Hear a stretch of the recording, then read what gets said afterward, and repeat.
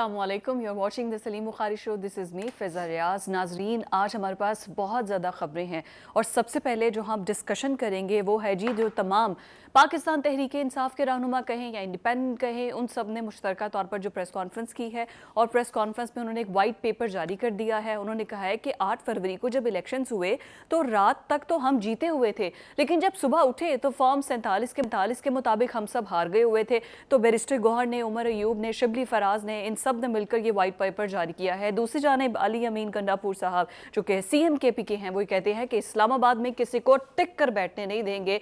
कल भी कुछ इसी तरह के उनके स्टेटमेंट्स थे, आज भी उन्होंने कुछ उन्हीं ख्यालात का दोबारा इजहार किया है। अब वो किन के कहने पर ये स्टेटमेंट्स दे रहे हैं, क्योंकि एक तरफ तो बानी PTI ने गो हेड दे दिया है कि आप जाएं और मुज़ाकरात करें, जिसकी बाकायदा तौर पर शिबली फराज ने, असद कैसर ने साबित भी कर दिया है, कह भी दिया है कि हमें गो हेड मिल गया है, लेकिन अभी तक हम किसी से राब्ते में नहीं है, यानी कि अभी तक इस हवाले से कोई डेवलपमेंट नहीं हुई है, जो एक बहुत राग अलापा जा रहा था मुज़ाकरात के हवाले से। तो अब ये पंडोरा बॉक्स तो खुल गया है कि बानी PTI ने कह दिया है कि अब आप मुज़ाकरात करें और मुझे बाहर निकालें।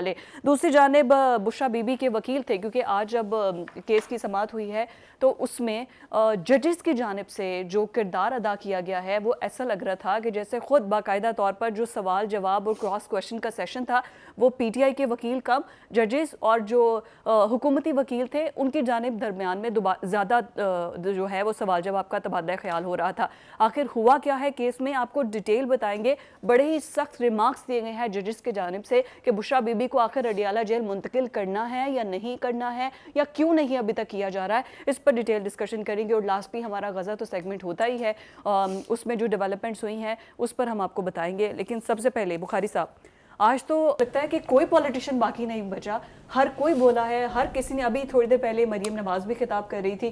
खैर, coming back to the topic, जो पाकिस्तान तहरीक इंसाफ वाले जो वाइट पेपर जारी किया है, हमारे व्यूवर्स को समझाने के लिए वो मानने को तैयार नहीं है कि हम इलेक्शन हारे हैं, तो अब वाइट पेपर से साबित क्या होगा? जी, इस वाइट पेपर की शुनीद जो है वो बहुत दिन पहले, कुछ कई महीनों पहले हमने सुनी थी कि वाइट पेपर जो है, कई हफ्तों पहले, सॉरी माफ़ी चाहता हूँ, कि वाइट पेपर शाया होगा इस पर। मैंने उस वक्त भी कहा था, मेरा गट रिएक्शन यही था कि काश एक अदद वाइट पेपर जो है वो 2018 के इलेक्शन पर भी अगर छप जाता तो कोई खराबी नहीं थी, क्योंकि उस वक्त भी लोग रात को हार के सोए थे और सुबह जीत के उठे थे। आपको तो अच्छी तरह याद होना चाहिए 2018 में ऐसे हुआ। लेकिन इस पूरी इसके डिबेट पर बात करने से पहले दो अहम खबरें मेरे ख्याल से हम अपने नाज़रीन के साथ शेयर कर लें। एक तो यह है कि ईरान ने भी अमरीकी और बरतानवी शहरियों और अदारों पर इक़्तिसादी पाबंदियों का ऐलान कर दिया है। राइट। वो कहते हैं ना कि क्या पिद्दी का शोरवा, ये तो अपनी जगह है, लेकिन किसी ने तो जुर्रत की है ना, किसी ने तो जवाब दिया है ना उन सैंक्शन का जो उनके मुल्क के खिलाफ लगाई गई हैं। ये सुपर पावर हों चाहे जो मर्जी हो, हमें लगते हैं ये किसी दूसरे मुल्क के मामलात में मुदाखलत करने के।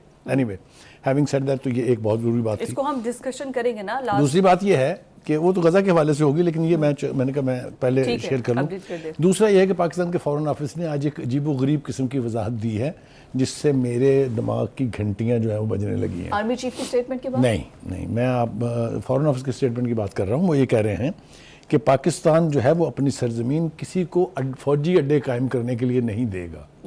जब इस तरह की वजाहत की ज़रूरत पेश आती है तो इसका मतलब है कि किसी ने कहा ज़रूर है, किसी ने कहा है कि हम यहाँ अपनी मिलिट्री बेस बनाना चाहते हैं। मैं तवक्का करता हूँ कि फॉरेन ऑफिस के बयान तक नहीं रहेगा, बल्कि हिम्मत के साथ इसको रेजिस्ट किया जाएगा, क्योंकि एक दफ़ा उनके पांव यहाँ पड़ गए तो फिर हम भी अफगानिस्तान है, फिर हम भी इराक हैं, फिर गॉड ब्लेस आवर सोल्स। आपने तो ये कहा है ना, फॉरेन ऑफिस ने बयान दिया है। मैं अभी पाकिस्तान तहरीक इंसाफ के किसी रहनुमा का स्टेटमेंट देखते हुए कहते हैं इमरान खान शदीद नाला है, मे भी असद कैसर के हवाई अड्डे दे दिए गए हैं। मैंने कहा ना उससे कि अगर ये गुफ्तगू हो रही है, अगर इसकी बात गश्त हम सुन रहे हैं, तो ये फॉरेन ऑफिस का स्टेटमेंट जो है, अगर इसके ऊपर खड़ी हो जाए कौम पूरी और पूरी सियासी और फौजी क़यादत, तो कोई ख़राबी नहीं है। बिल्कुल ठीक। इसीलिए मैंने इंपॉर्टेंट समझा कि इसका जिक्र हम शुरू में ही कर दें, ताकि हमारे नाज़रीन इसको नोटिस कर लें। बिल्कुल ठीक। आ जाइए जनाब आपके उस यानी जो मेन सब्जेक्ट वाइट पेपर। मैंने जैसा कहा कि वाइट पेपर ज़रूर शाया होने चाहिए, जो गलतियाँ होती हैं उनकी निशानदेही होनी चाहिए, जो धांधली होती है उसका जिक्र होना चाहिए, लेकिन ये एक्सेप्शनली नहीं होना चाहिए। फिर हर इलेक्शन का एक सा ही एनालिसिस होना चाहिए, एक सा ही उसका तज्जिया होना चाहिए। हैविंग सेड दैट, मुझे ये आज तक समझ में नहीं आई कि PTI और उसकी लीडरशिप किस मुंह से धांधली की बात करते हैं, किस मुंह से और किस जुर्रत के साथ और किस ढिठाई, अगर आप मुझे लफ्ज़ इस्तेमाल करने दें, कि खुद उन्होंने क्या किया था और क्या हुआ था 2018 में, वो सबको मालूम है। केपीके के elections were free and fair. हाँ, वो इसलिए कि वो वहाँ जीते हैं, तो वहाँ तो कोई धांधली नहीं हुई है, कम से कम वाइट पेपर में इसका तफसील से कोई जिक्र नहीं है। ठीक हो गया जी। दूसरी बात यह है कि आज वो जो प्रेस कॉन्फ्रेंस का आपने जिक्र किया, उसमें काफ़ी अहम लोग बैठे हुए थे। एक तो शिबली फराज साहब जो हैं, वो अपनी रूपोशी से, गुमनामी से अचानक सरफेज हो गए हैं, वापस आ गए। और वो कौम को एक तरह से लेक्चर देने की कोशिश कर रहे थे। जी जी जी, नहीं, फवाद चौधरी तो अब उस तरह से तहरीक-ए इंसाफ का हिस्सा नहीं, आज के स्टेटमेंट है, उसके ऊपर बात करेंगे हम, लेकिन वो उसको तो डिसोन कर दिया ना जी पीटीआई ने, वो तो वेगाबॉन्ड्स बना दिया उसको उन्होंने आजकल। एनीवे, तो मैं कहना ये चाह रहा हूँ कि इस चीफ इलेक्शन कमिश्नर से उन्होंने मुस्ताफ़ी होने का मुतालबा किया। मैं उनको बताना चाहता हूँ कि ये मुतालबा नया नहीं है, ये तो आपने इलेक्शन से पहले भी किया था, अभी तो इलेक्शन हुए नहीं थे, अभी तो कोई धांधली हुई नहीं थी, इसलिए कि आपको लगता था ये कि ये आपको उस तरह से खुल के नहीं खेलने देगा जिस तरह आप 2018 के इलेक्शन में खेले थे। ठीक हो गया जी। अब आए जनाब, उसके बाद जो है ने भी आज जो स्टेटमेंट्स दिए हैं वो भी बड़े इंपॉर्टेंट है, आर्मी चीफ की जानिब से भी स्टेटमेंट्स। जी जी, आर्मी चीफ के स्टेटमेंट का भी जिक्र मेरे ख्याल से यहाँ लगे हाथों हो ही जाए तो ज़्यादा बेहतर है कि हम अपनी हुदूद में हैं। उन्होंने जनाब 2 3 4 वाज़े इशारे दिए हैं जो समझने की ज़रूरत है, मेरे ख्याल से हम कोशिश करते हैं उसकी वजाहत की। एक तो वो ये कह रहे हैं कि आप हमें कोई भी आइनी हदूद ना बताए, हमें अपनी आइनी हदूद की लिमिट और सरहद का पता है। ठीक है, एक तो ये कि उन्होंने वो सारा प्रोपोगंडा जो सोशल मीडिया पे अनलीश हुआ है फ़ौज के ख़िलाफ़, फ़ौज की लीडरशिप के ख़िलाफ़, उसको शट अप कॉल दी है।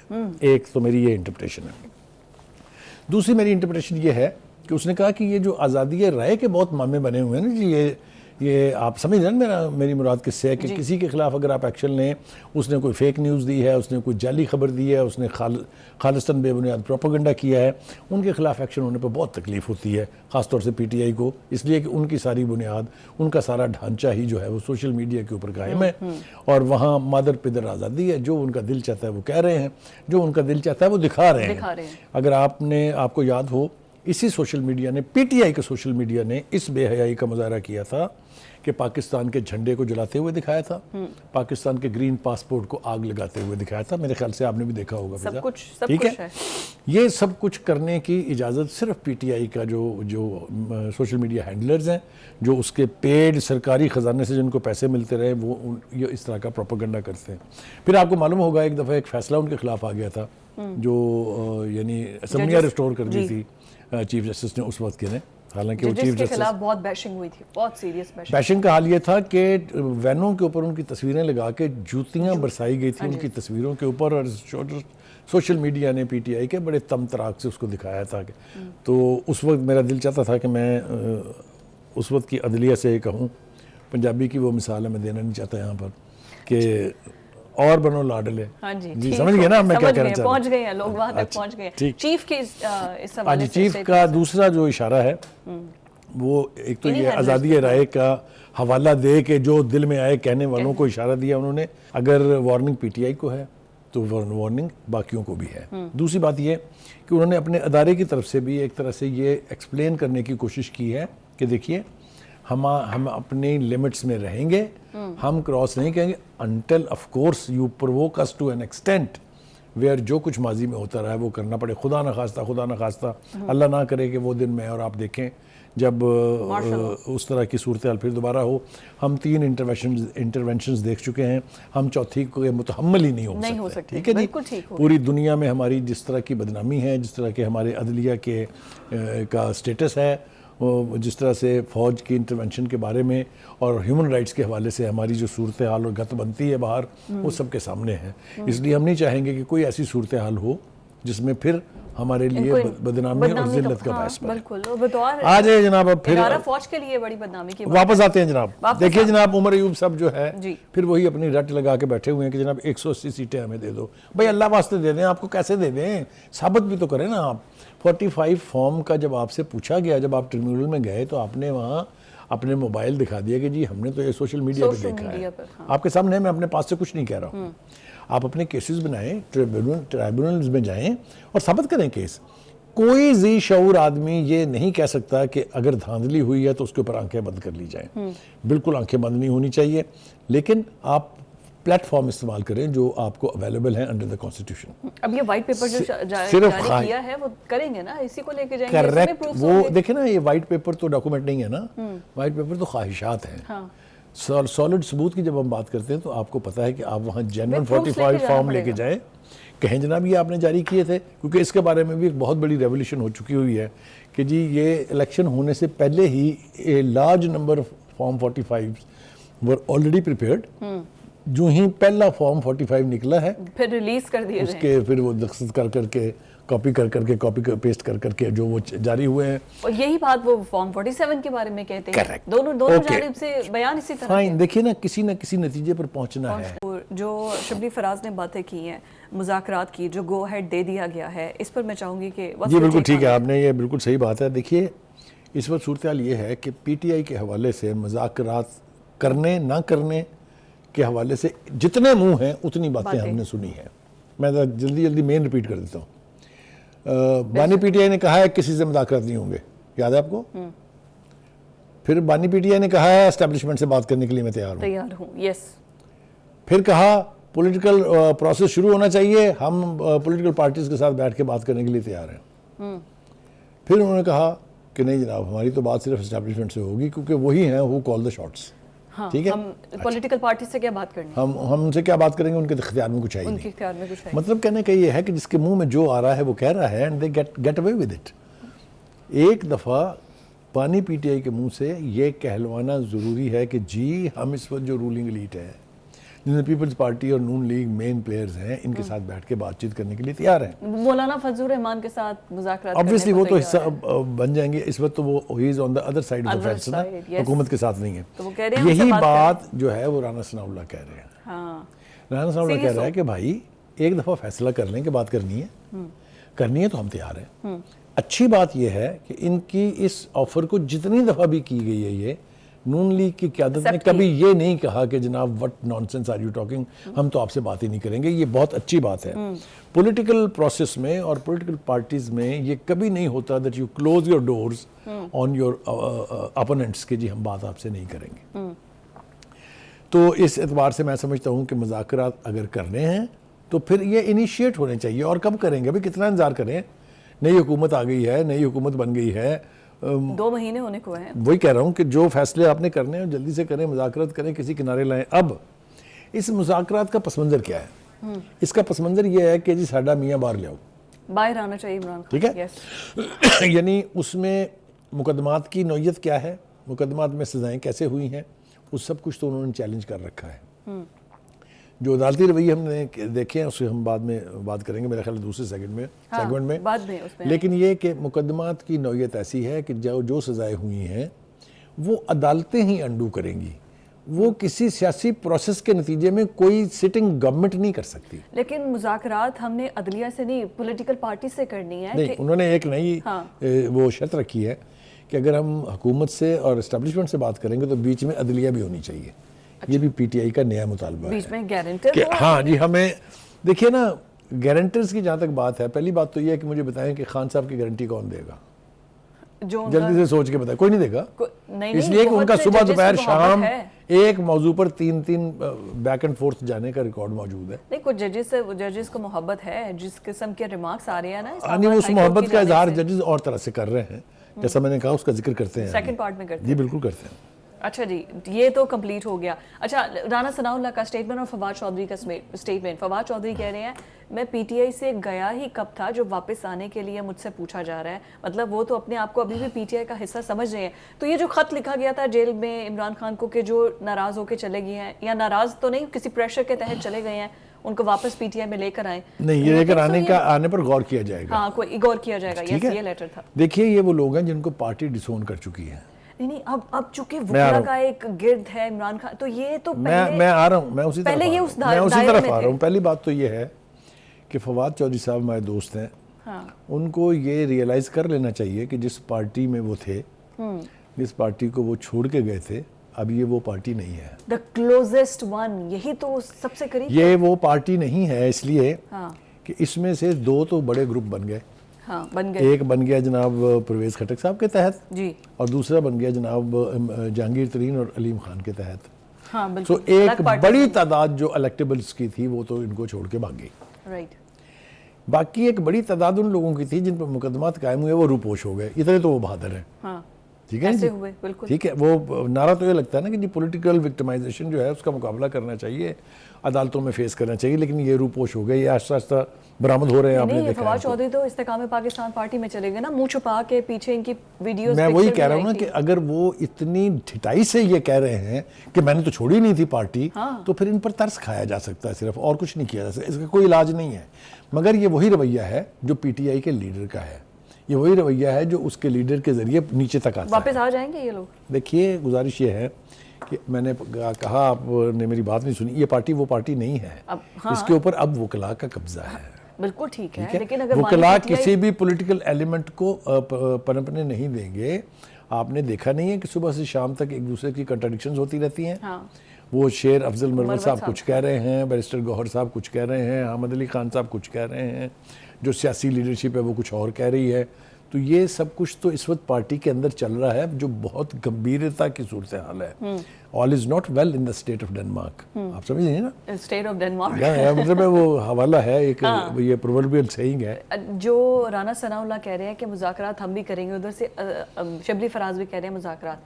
आपको क्या लगता है कि जो इतने ज़्यादा धड़े हैं, जैसे आपने कहा कि बिल्कुल डिवीजन हमें नज़र आ रही है, कौन सा धड़ा मुज़ाकरात करेगा और दूसरा धड़ा अगर माने ही ना मुज़ाकरात? देखिए, मुज़ाकरात की बात चूंकि इतने फॉर्मल तरीके से इसी गैंग ने की है जो इस वक्त बैठा था प्रेस कॉन्फ्रेंस में। जी, मैं गैंग से बता दिया कि जो लोग बैठे हाँ, हुए थे, ठीक है। तो करेंगे तो यही करेंगे। लेकिन ये मुज़ाकरात करने का नारा 1 घंटे के लिए है, 2 घंटे के लिए है, 3 घंटे के लिए है, 1 दिन के लिए है, 2 दिन। ये फैसला खान साहब ने चूंकि करना होता है, लिहाजा it depends on which side of the bed he rises. हाँ, पता चलेगा कि कल सुबह उठ के वो कह दें कि नहीं जी मेरा तो मूड चेंज हो गया और कोई मुज़ाकरात नहीं है। दैट्स व्हाई राना सनाउल्लाह ने बोला है कि मुज़ाकरात अगर करने हैं तो बी सीरियस, ये गेम्स मत खेलें। आगे जो रिमार्क्स हैं जस्टिस गुल हसन की जानिब से, औरंगजेब की जानिब से जो रिमार्क्स दिए गए हैं, Ali Amin Gandapur miss, oh my god, you didn't forget about him. फैसला महफूज कर लिया गया है कि बुशरा बीबी को बनी गाला में रखा जाएगा या फिर उन्हें अडियाला जेल मुंतकिल कर दिया जाएगा। बुखारी साहब, इस केस पर बात करने से पहले अली अमीन गंडापुर जो कि स्टेटमेंट्स दे रहे थे, उन्होंने कहा कि इस्लामाबाद में कोई भी बैठा है ना, उसे हम टिक कर बैठने नहीं देंगे, क्योंकि ये जाली हुकूमत है, जाली मैंडेट लेकर आए हैं। इस किस्म के स्टेटमेंट्स वो तकरीबन रोज़ ही दे रहे हैं। पहली बात तो यह है कि वो समझते हैं कि बाकी सारे पाकिस्तान में जाली मैंडेट है, वो सिर्फ उनका ठीक है, क्योंकि वहाँ कोई और चीफ इलेक्शन कमीशन था जिसने इलेक्शन कराया, वहाँ नतीजा किसी और ने मेरे ख्याल से अनाउंस किया था। एनीवे, इसके ऊपर मैं ज़्यादा वक्त ज़ाया नहीं करना चाहता। 2 बातें जो हैं वो बिल्कुल वाज़ेह हैं। एक तो पुरानी जिस प्रेस कॉन्फ्रेंस का हम जिक्र कर रहे थे, उसको अगर आप इंटरप्रेट करके देखें तो उसका एक वाज़ेह स्लोगन है NRO। हाँ, जो खान साहब सारी ज़िंदगी कहते रहे मैं NRO नहीं लूँगा, मैं NRO नहीं लूँगा, NRO लेने वाले फ़लाँ, NRO लेने वाले फ़लाँ। ये क्या है? जब आप एस्टेब्लिशमेंट से मुज़ाकरात की भीख मांगते हैं तो इसका क्या मतलब होता है? जब उसकी लीडरशिप ये कहती है कि हमारे लीडर को बाहर लाएं, 5 मई को बाहर लाएं, मई में बाहर आ जाएं, वो इसका क्या मतलब होता है? एक तो ये वो जो कहते हैं ना कि कल तक जो गाली वो अपने मुखालफिन को देते थे, आज वो उस गाली के खुद मुस्तहिक बनते जा रहे हैं जिस किस्म की डेवलपमेंट हो रही है। मैं तो ईमानदारी से ये समझता हूँ कि गला फाड़ फाड़ के आज शिबली फराज साहब, उनके साथ उमर अयूब साहब, उनके साथ वो बाकी के लोग जो हैं वो यही कह रहे थे कि बस करो जी, साड़ी उन बस हो गई है, साड़ा बंदा बाहर ले आओ। इन सब ने भी तो NRO लिया, तभी तो आज आके प्रेस कॉन्फ्रेंस कर रहे हैं। ये एक तो ये बात करनी बहुत ज़रूरी थी। मुकदमात की नौयत के बारे में भी बात हम कर सकते हैं कि मुकदमात में लूप होल्स थे, जल्दबाजी में जो किए गए फैसले वो इनके गले पड़ने वाले हैं प्रोसिक्यूशन के। ये भी मुझे लग रहा है और पढ़ने चाहिए। लेकिन इसका ये मतलब हरगिज़ नहीं है कि मुकदमात ठीक नहीं थे। जो साइफर का केस है बिल्कुल ठीक था, जो 190 मिलियन पाउंड का केस है वो बिल्कुल ठीक है, जो फॉरेन फंडिंग का केस है वो बिल्कुल ठीक है, and so on and so on. अगर उसकी प्रोसिक्यूशन ठीक नहीं हुई है तो ये दो नतीजे निकलेंगे, या ये केसेस रिमांड हो जाएंगे अदालतों को कि फिर से सुने, और या नए केसेस बन जाएंगे, जिस तरह नैब ने दूसरा नोटिस जारी कर दिया है तोशाखाना केस। ठीक हो गया। और ये प्रोसिक्यूशन की गलती है भी कि क्यों उन्होंने ठीक प्रोसिक्यूट नहीं किया, ये उनको इसकी सजा भुगतनी पड़ेगी। अली अमीन गंडा सर, मैं उससे देखें एक बात तो उनको मैं बताना चाहता हूँ बड़े ईमानदारी से और बहुत वाज़ेह अल्फाज में, कि अगर आप इस्लामाबाद में किसी को टिक के नहीं बैठने देंगे ना, तो आप खुद भी इस पेशावर में वजारत आला की कुर्सी पे टिक के नहीं बैठ सकते। आप मेरी बात समझ गई हैं कि नहीं? कोई भाम है? वैसे ये कहा जा रहा था, मुझे एकदम say that click in my mind कि शायद ईद के बाद ये सीएम केपीके ना रहे। चलें, वो तो एक पार्टी के अंदर की जो खराबियां हैं उसके ऊपर किसी वक्त बाद में बात करेंगे। ये हमने प्रोग्राम में डिस्कस भी किया। मौसूफ ने फरमाया ये कि जी कहते हैं मैं घुड़सवार हूँ, ये उन्होंने अली अमीन गंडा पर कहा मैं घुड़सवार हूँ और ताकत का मुजाहरा जो है वो हार्स पावर से होता है। हमने देखी थी हार्स पावर जब बोतलें पकड़ी गई थी, भाग गए थे वहाँ से। ठीक है, तो ये बहादुरियाँ हमने सारी देखी हुई हैं। ये इसके ऊपर भी मजीद बात ना ही करें तो हम बेहतर है। अब आ जाए जनाब दूसरा जिस तरफ आप बर्क रफ्तारी से बढ़ना चाह रही हैं, जी वो बिल्कुल, हम वो बहुत अहम केस है बुशरा बीबी की। क्यों आखिर, वैसे मैं आपसे एज अ ऑडियंस अगर पूछूं, क्यों उनको मुंतकिल नहीं किया जा रहा?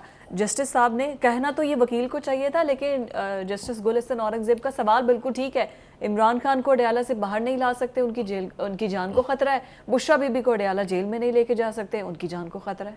मैं आपका ये जवाब देता हूँ। पहली दो बातें अर्ज कर लूँ पहले मैं।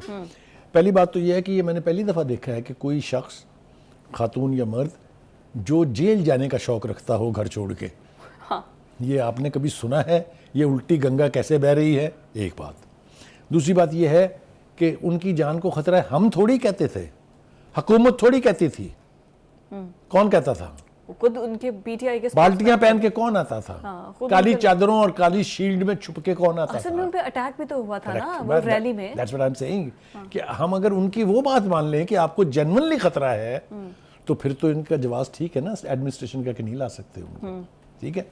दूसरी बात यह है, तो बुशरा बीबी को दूसरी बात मैं अर्ज करूं, उसकी भी वजह है ना। देखें, आप जेल को एक बंदे के लिए तो सरीना होटल बना सकते हैं, दो बंदों के लिए सरीना होटल नहीं बन सकता। अच्छा। साथ साथ सेल तोड़ के एक बड़ा सेल बना के देसी घी में मुर्गे और मुर्गियां और बकरे पका के आप हर एक को नहीं दे सकते, एक बात। दूसरी बात यह है कि वो क्यों कीन है वहाँ जाने के लिए, इसके ऊपर बात करना बहुत ज़रूरी है। उनका ख्याल ये है कि जेल में जो लोग मिल रहे हैं खान साहब से, वो उनकी नज़र में होने चाहिए, उनकी मर्ज़ी से उनका आना जाना होना चाहिए, क्योंकि पिछले दिनों में ये भी रिपोर्ट हुआ, सोशल मीडिया पे बहुत शोर था इस पे कि बहनें इन हो गई हैं और बेगम साहबा जो हैं ज़रा साइड ट्रैक कर दी गई हैं। तो इसलिए उनको तो इसलिए जल्दी है वहाँ जाने की। अब आ जाए जनाब आप जजेस के ऊपर, अगर हमने बात ना की, एक पंजाबी के अंदर मिसाल थी कि ओए छड्डो वकील, छड्डो जज कर लो। अच्छा।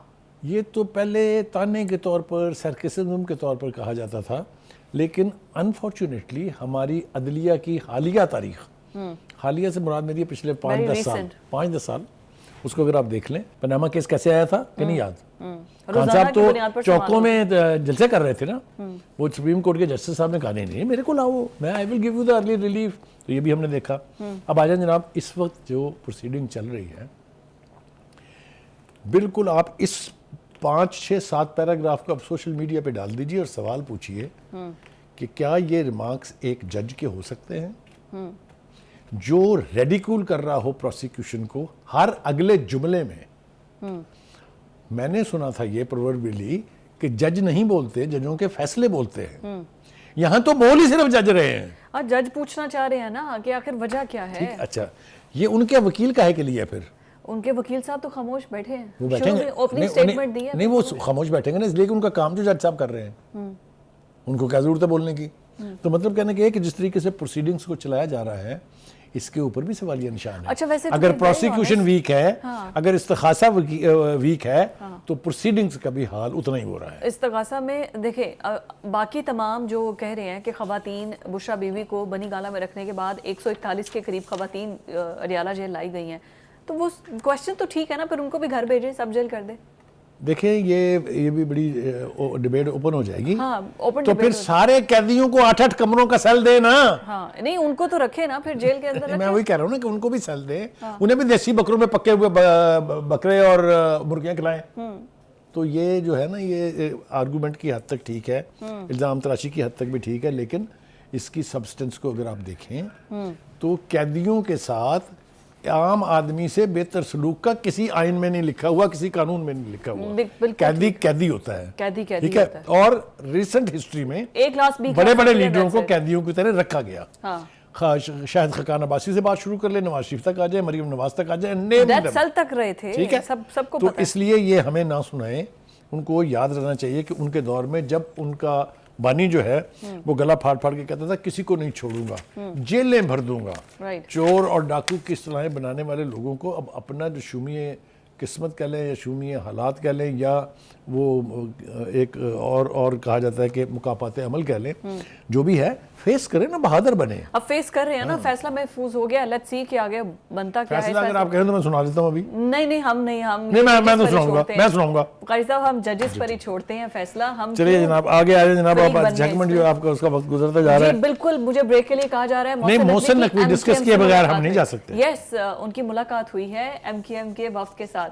सो क्या देखिए, एमक्यूएम हमेशा से प्रो एस्टैब्लिशमेंट रही है, ठीक है।